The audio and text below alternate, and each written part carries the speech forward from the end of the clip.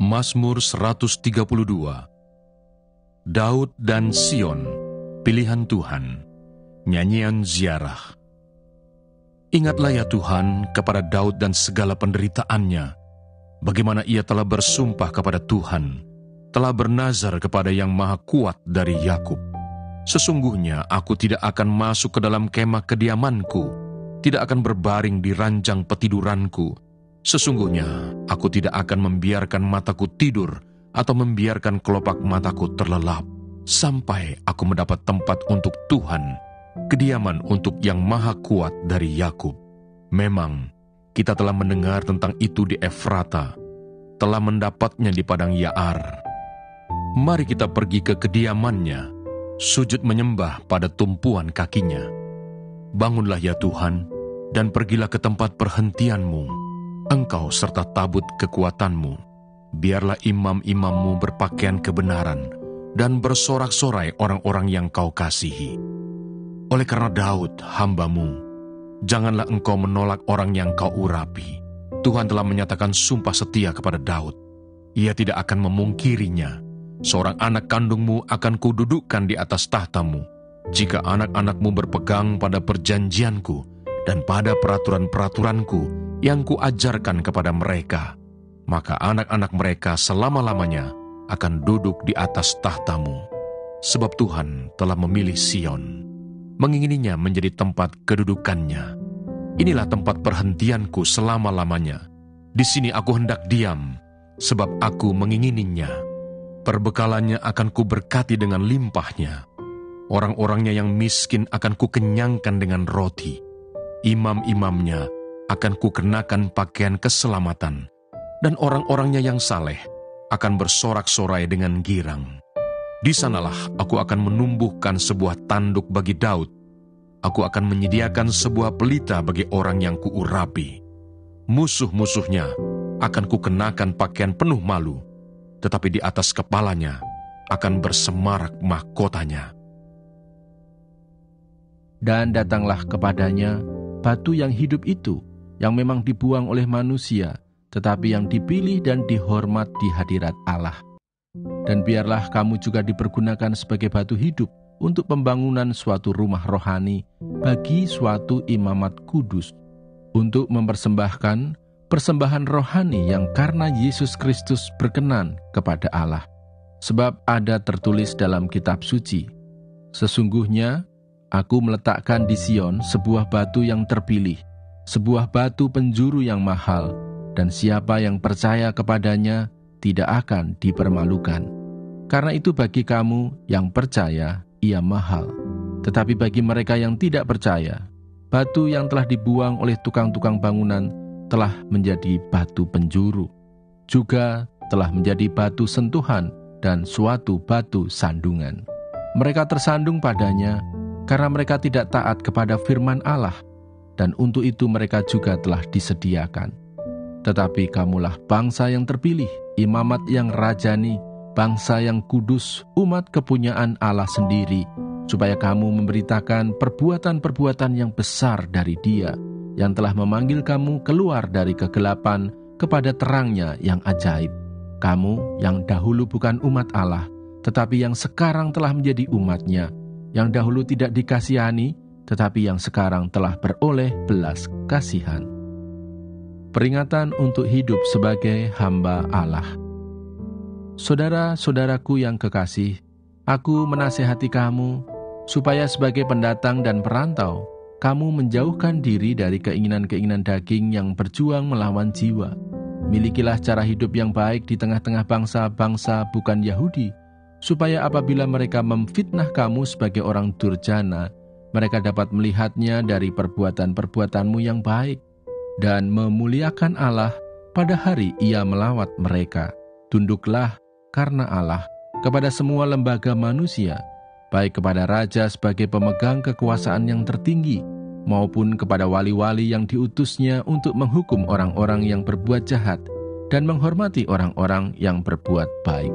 Sebab inilah kehendak Allah, yaitu supaya dengan berbuat baik, kamu membungkamkan kepicikan orang-orang yang bodoh. Hiduplah sebagai orang merdeka, dan bukan seperti mereka yang menyalahgunakan kemerdekaan itu untuk menyelubungi kejahatan-kejahatan mereka, tetapi hiduplah sebagai hamba Allah. Hormatilah semua orang, kasihilah saudara-saudaramu, takutlah akan Allah, hormatilah Raja. Penderitaan Kristus sebagai teladan. Hai kamu, hamba-hamba, tunduklah dengan penuh ketakutan kepada Tuanmu, bukan saja kepada yang baik dan peramah, tetapi juga kepada yang bengis. Sebab adalah kasih karunia jika seorang karena sadar akan kehendak Allah menanggung penderitaan yang tidak harus ia tanggung. Sebab dapatkah disebut pujian jika kamu menderita pukulan karena kamu berbuat dosa? Tetapi jika kamu berbuat baik, dan karena itu kamu harus menderita, maka itu adalah kasih karunia pada Allah.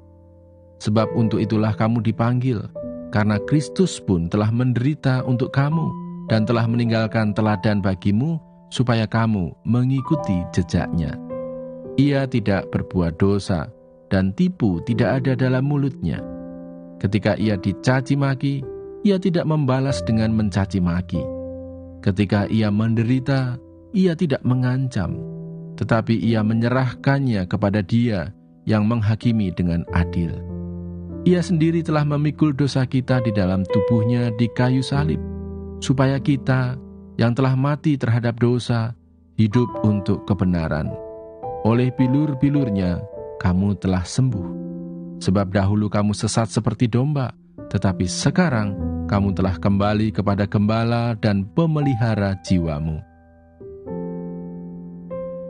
Yehezkiel pasal 43. Tuhan kembali ke bait suci dalam kemuliaan.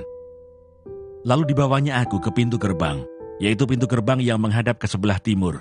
Sungguh, kemuliaan Allah Israel datang dari sebelah timur, dan terdengarlah suara seperti suara air terjun yang menderu, dan bumi bersinar karena kemuliaannya.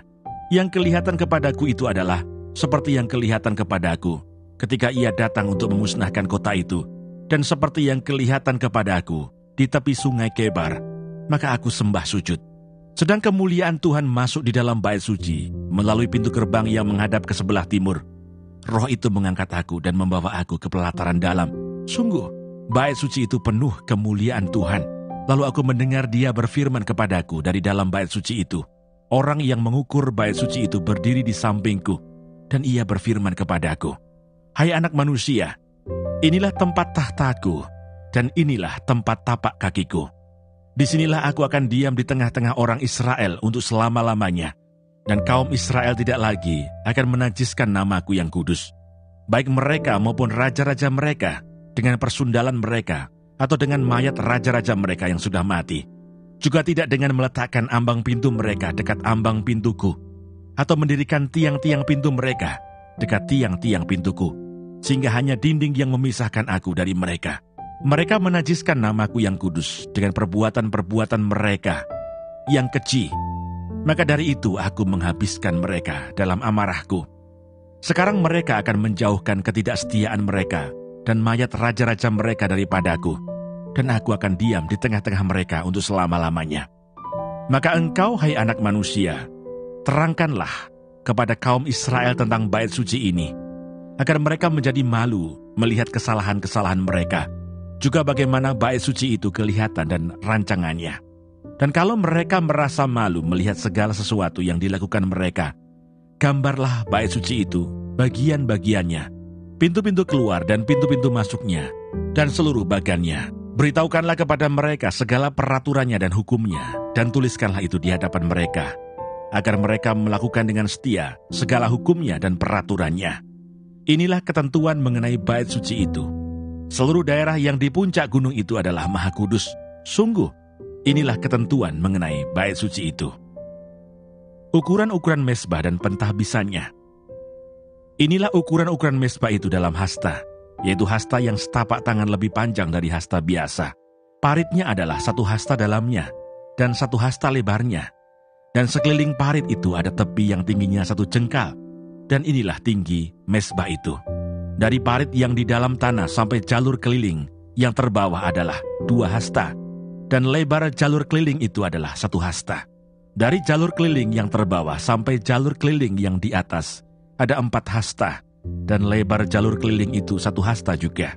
Tempat perapian itu adalah 4 hasta tingginya, dan dari tempat perapian itu muncul ke atas 4 tanduk. Tempat perapian itu panjangnya 12 hasta, dan lebarnya 12 hasta, jadi 4 persegi. Jalur yang mengelilingi perapian itu panjangnya 14 hasta, dan lebarnya 14 hasta, jadi 4 persegi juga. Sekeliling mesbah itu ada parit yang 1 hasta lebarnya, dan sekeliling parit itu ada tepinya yang 1/2 hasta lebarnya.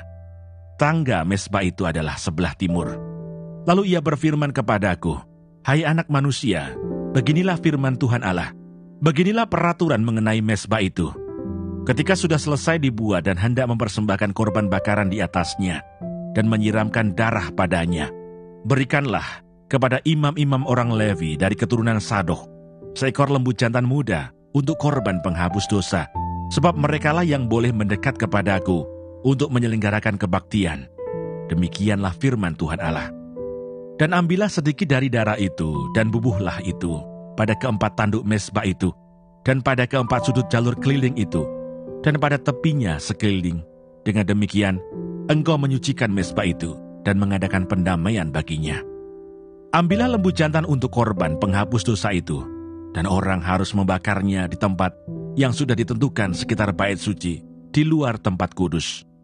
Pada hari kedua, engkau harus mempersembahkan seekor kambing jantan yang tidak bercela sebagai korban penghapus dosa, dan orang harus menyucikan mesbah itu seperti sudah disucikan dengan lembu jantan. Sesudah upacara penyucian itu engkau selesaikan, engkau harus mempersembahkan seekor lembu jantan muda yang tidak bercelah dan seekor domba jantan dari antara domba-domba yang tidak bercelah. Engkau harus membawanya ke hadapan Tuhan, dan imam-imam harus menaburkan garam ke atasnya dan mempersembahkannya sebagai korban bakaran bagi Tuhan. Selama 7 hari engkau harus mengolah setiap hari seekor kambing sebagai korban penghapus dosa. Harus diolah juga seekor lembu jantan muda dan domba jantan dari antara domba-domba yang tidak bercelah. 7 hari lamanya mereka harus mengadakan pendamaian bagi mesbah itu, serta mentahirkannya, dan dengan demikian mentahbiskan mesbah itu. Sesudah hari-hari itu berakhir, maka pada hari ke-8 dan seterusnya, imam-imam akan mengolah korban-korban bakaranmu dan korban-korban keselamatanmu di atas mesbah itu, dan aku akan berkenan kepada kamu. Demikianlah firman Tuhan Allah. Yehezkiel pasal 44. Pintu gerbang timur yang tertutup. Kemudian ia membawa aku kembali ke pintu gerbang luar dari tempat kudus yang menghadap ke timur. Gerbang ini tertutup. Lalu Tuhan berfirman kepadaku, "Pintu gerbang ini harus tetap tertutup, jangan dibuka dan jangan seorang pun masuk dari situ, sebab Tuhan Allah Israel sudah masuk melaluinya. Karena itu gerbang itu harus tetap tertutup. Hanya raja itu oleh karena ia raja boleh duduk di sana, makan santapan di hadapan Tuhan. Raja itu akan masuk melalui balai gerbang dan akan keluar dari situ." Petunjuk-petunjuk mengenai kebaktian dan imam-imam. Lalu dibawanya aku melalui pintu gerbang utara ke depan bait suci. Aku melihat, sungguh, rumah Tuhan penuh kemuliaan Tuhan. Maka aku sujud menyembah. Tuhan berfirman kepadaku, "Hai anak manusia, perhatikanlah baik-baik, lihatlah dengan teliti dan dengarlah dengan sungguh-sungguh segala sesuatu yang hendak kufirmankan kepadamu mengenai peraturan-peraturan rumah Tuhan dan tentang segala hukumnya, dan perhatikanlah baik-baik siapa yang diperbolehkan masuk ke dalamnya dan siapa yang harus ditolak dari tempat kudus. Katakanlah kepada kaum pemberontak, yaitu kaum Israel, beginilah firman Tuhan Allah, cukuplah perbuatan-perbuatanmu yang keji itu, hai kaum Israel, yang membiarkan orang-orang asing, yaitu orang-orang yang tidak bersunat hatinya maupun dagingnya, masuk dalam tempat kudusku, dan dengan kehadirannya mereka menajiskannya, waktu kamu mempersembahkan santapanku, yaitu lemak dan darah. Dengan berbuat begitu kamu lebih mengingkari perjanjianku daripada dengan segala perbuatanmu yang keji yang sudah-sudah. Kamu tidak memelihara barang-barangku yang kudus, dan kamu mengangkat mereka untuk memelihara kewajibanmu terhadap aku di dalam tempat kudusku. Oleh sebab itu beginilah firman Tuhan Allah, tidak seorang pun dari orang-orang asing yang hatinya dan dagingnya tidak bersunat boleh masuk dalam tempat kudusku, Ya, setiap orang asing yang ada di tengah-tengah orang Israel. Tetapi orang-orang Lewi yang menjauh daripadaku waktu Israel sesat daripadaku, dengan mengikuti berhala-berhala mereka, akan menanggung hukumannya. Di dalam tempat kudusku merekalah yang mendapat tugas penjagaan di pintu-pintu gerbang bait suci dan tugas pelayanan di dalam bait suci. Merekalah yang menyembelih korban bakaran dan korban sembelihan bagi bangsa itu, dan bertugas bagi bangsa itu untuk melayaninya. Oleh karena mereka telah melayani bangsa itu di hadapan berhala-berhala mereka, dan mereka bagi kaum Israel telah menjadi batu sandungan yang menjatuhkannya ke dalam kesalahan. Oleh karena itu aku bersumpah mengenai mereka, demikianlah firman Tuhan Allah, bahwa mereka akan menanggung hukumannya sendiri. Mereka tidak akan mendekati aku untuk melaksanakan tugas imam di hadapanku, ataupun mendekati segala barangku yang kudus, atau persembahan-persembahan maha kudus. Mereka akan menanggung nodanya yang timbul karena perbuatan-perbuatan mereka yang keji. Aku menetapkan mereka untuk bertugas di bait suci dan melakukan segala pelayanan yang berhubungan dengan itu, dan melakukan segala sesuatu yang perlu di situ. Tetapi mengenai imam-imam orang Lewi dari Bani Sadok yang menjalankan tugas-tugas di tempat kudusku waktu orang Israel sesat daripadaku, merekalah yang akan mendekat kepadaku untuk menyelenggarakan kebaktian dan bertugas di hadapanku untuk mempersembahkan kepadaku lemak dan darah. Demikianlah firman Tuhan Allah. Merekalah yang akan masuk ke dalam tempat kudusku dan yang akan mendekati mejaku untuk menyelenggarakan kebaktian, dan mereka akan menjalankan tugasnya terhadap aku. Maka kalau mereka hendak masuk dari pintu-pintu gerbang pelataran dalam, mereka harus mengenakan pakaian lenan. Mereka tidak boleh memakai pakaian bulu domba waktu mereka bertugas di pintu-pintu gerbang pelataran dalam, atau waktu menyelenggarakan kebaktian dalam bait suci. Mereka harus memakai destar lenan dan memakai celana lenan, tetapi jangan memakai ikat pinggang yang menimbulkan keringat. Dan waktu mereka keluar ke pelataran luar menjumpai umat Tuhan itu, mereka harus menanggalkan pakaian mereka yang mereka pakai dalam menyelenggarakan kebaktian dan menyimpannya dalam bilik-bilik kudus, kemudian mengenakan pakaian yang lain, supaya umat itu jangan menjadi kudus disebabkan kena kepada pakaian imam-imam itu. Rambut mereka tidak boleh dicukur atau dibiarkan tumbuh panjang, melainkan harus dipotong pendek. Imam-imam tidak boleh minum anggur kalau mereka hendak masuk dalam pelataran dalam. Janda atau seorang perempuan yang telah diceraikan oleh suaminya, jangan mereka ambil menjadi istri, tetapi hanya seorang perawan dari keturunan kaum Israel, atau seorang janda imam boleh mereka ambil. Mereka harus mengajar umatku tentang perbedaan antara yang kudus dengan yang tidak kudus, dan memberitahukan kepada mereka perbedaan antara yang najis dengan yang tahir. Di dalam sesuatu perkara, mereka harus bertindak sebagai hakim, dan mereka harus menghakiminya menurut peraturan-peraturanku. Mereka harus berpegang pada hukum-hukumku dan ketetapan-ketetapanku pada hari-hari rayaku, dan menguduskan hari-hari sabatku. Mereka tidak boleh melihat orang mati, oleh karena dengan demikian mereka menjadi najis. Hanya dengan mayat bapaknya atau ibunya, anaknya lelaki atau perempuan, kakak adiknya lelaki, kakak adiknya perempuan yang belum kawin, mereka boleh menajiskan dirinya. Sesudah pentahirannya ia harus menghitung 7 hari. Dan pada hari ia masuk lagi ke tempat kudus, ke pelataran dalam, untuk menyelenggarakan kebaktian di tempat kudus. Ia harus mempersembahkan korban penghapus dosanya. Demikianlah firman Tuhan Allah. Mereka tidak mendapat bagian milik pusaka, sebab akulah milik pusakanya. Dan janganlah berikan kepada mereka tanah milik di Israel, sebab akulah milik mereka. Persembahan, korban penghapus dosa, dan korban penebus salah, merekalah yang harus memakannya, dan segala yang dikhususkan di tanah Israel adalah bagian mereka. Dan yang terbaik dari buah sulung apapun, dan segala persembahan khusus dari apapun, dari segala persembahan khususmu adalah bagian imam-imam. Juga yang terbaik dari tepung jelaimu harus kamu berikan kepada imam, supaya rumah-rumahmu mendapat berkat. Segala burung atau binatang yang sudah mati, atau yang menjadi sisa, mangsa binatang buas, janganlah dimakan oleh imam-imam.